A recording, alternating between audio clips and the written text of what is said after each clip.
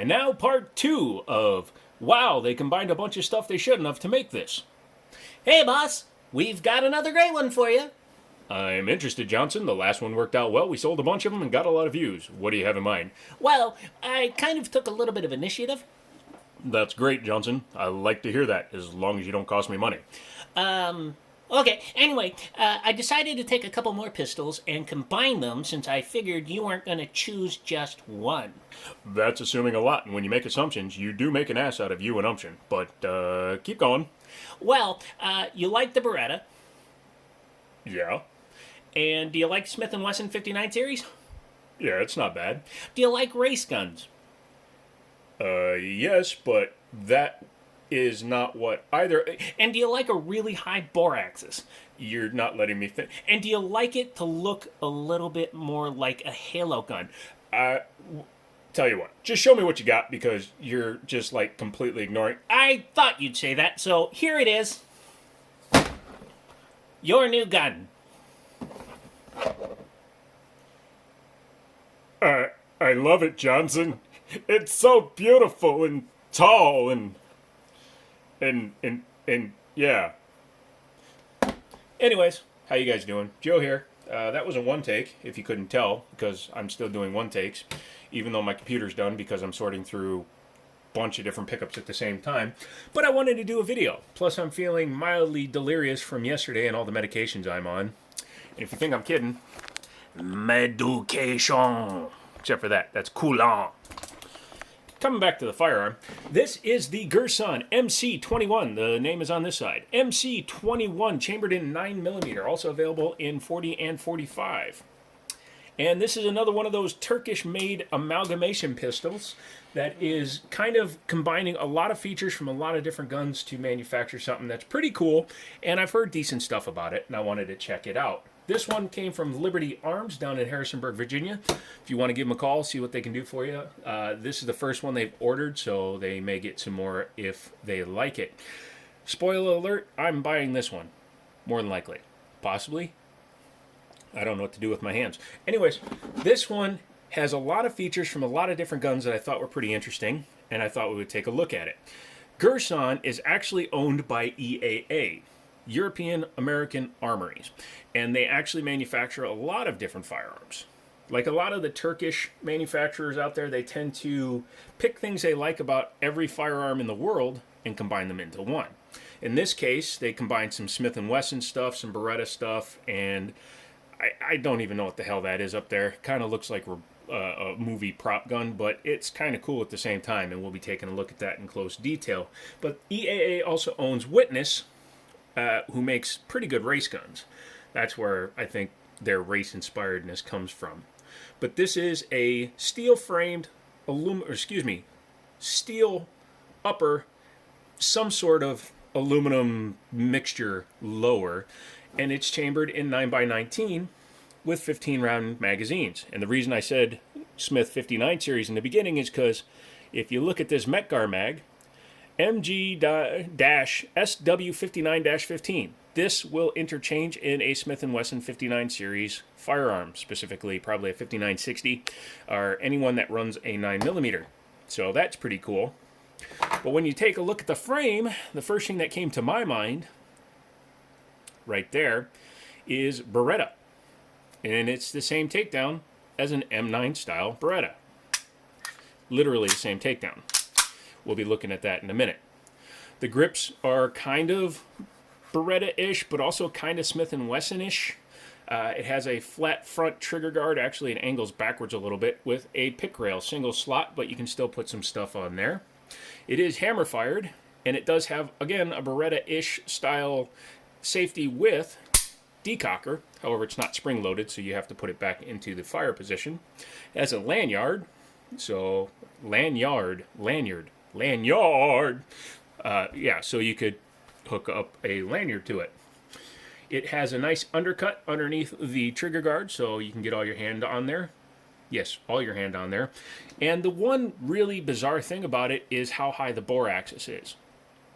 When you look at a lot of performance firearms, they tend to have a much lower bore axis than this. And obviously, nothing in it, since no mag or anything, but as you can see, that barrel sits quite high over the recoil spring, and that caught my eye, and I thought that was a little weird.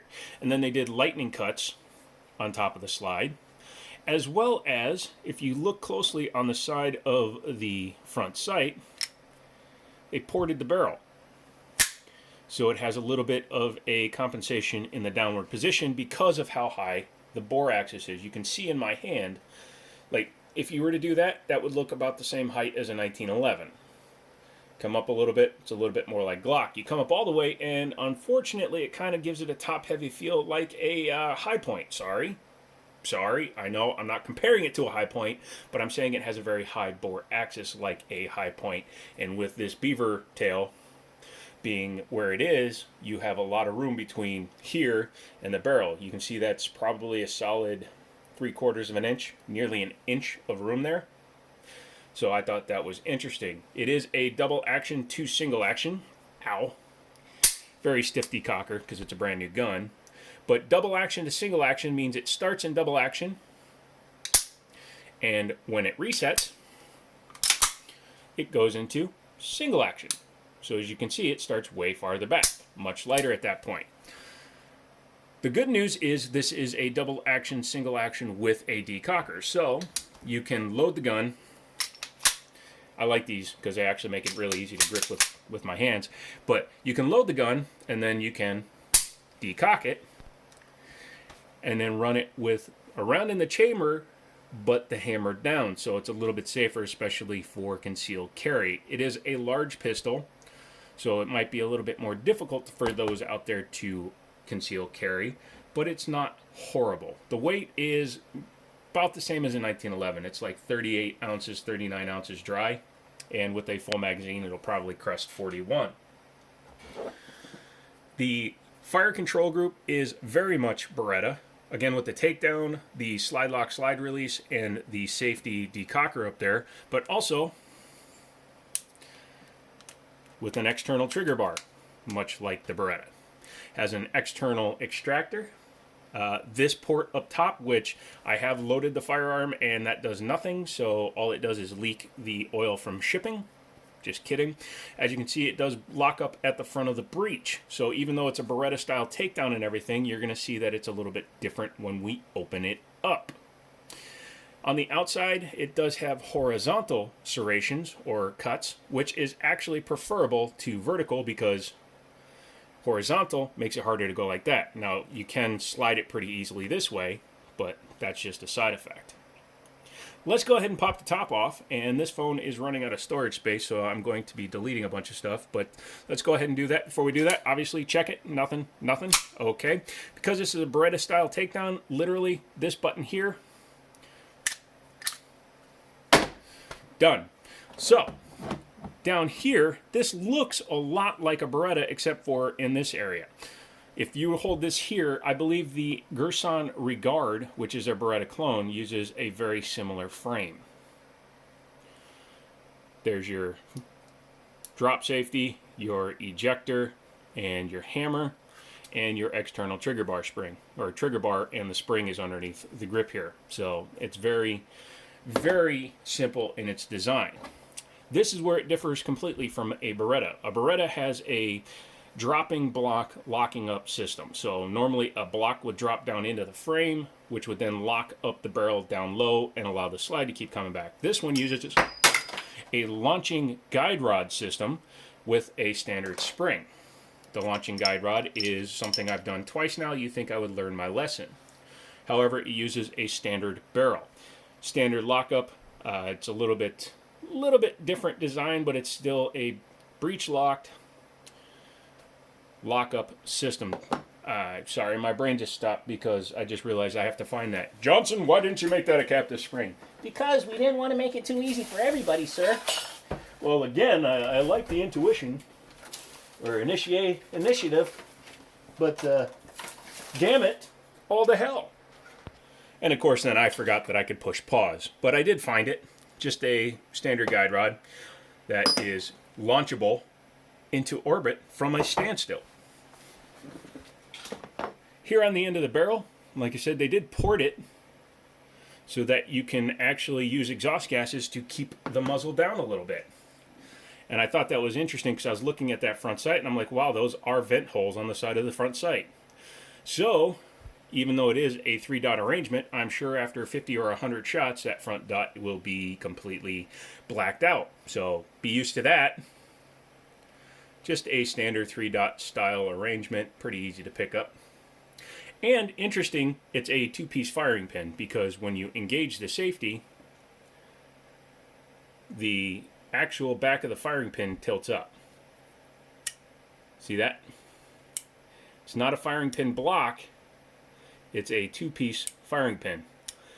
What the longevity of that will be, I'm not sure, but that'll be interesting to see, as well as the fact that the drop safety is squared versus round, like most applications. Overall build quality seems pretty nice though, and the fact that they went through all the trouble of putting lightning cuts is pretty interesting. That's why I'm considering buying this pistol. Alright, now that we've done that, let's go ahead and reassemble it. Very simple, very easy. Take this bad boy, flip it upside down, take your barrel, flip that upside down. Bip, bop, Bob's your uncle. Take your flying guide rod, put it on its massively oversprung recoil spring, and put it in the cup. Make sure your barrel is locked up so that you can move it, and there you go. The spring is in the straight position. Take your frame, take your slide, just kind of ease it on there. Beretta style is the easiest lockup in the world. Back together. So yeah, that's pretty damn interesting. I thought it was nice. Again, EAA makes a lot of different guns. I almost bought the MC-28 when it was first released, but the MC-21 seems to be pretty interesting. The only thing I worry about is how top heavy it is, and obviously they did too. That's why they put the vent ports up there. If I do buy it and we take it out and shoot it, I will give you a follow-up report to let you know how it does. If you like this kind of video, please make sure to give me a thumbs up, subscribe down below, use my Amazon affiliate links, and Google Liberty Arms down in Harrisonburg, Virginia. Any patronage you give them will be gratefully appreciated. I don't get any money from it, but it does show that they can still give me guns to take home and review. So that's about it. I'm out of here. I have some range video to edit and put together, but I'm in the middle of putting together a bunch of other stuff. So again, sorry about that. And yeah, I got to go lay down because all of a sudden I'm car sick while sitting in a chair. Anyways, I'm out of here. This is Joe, and as always, I'll talk to you later. Firearm.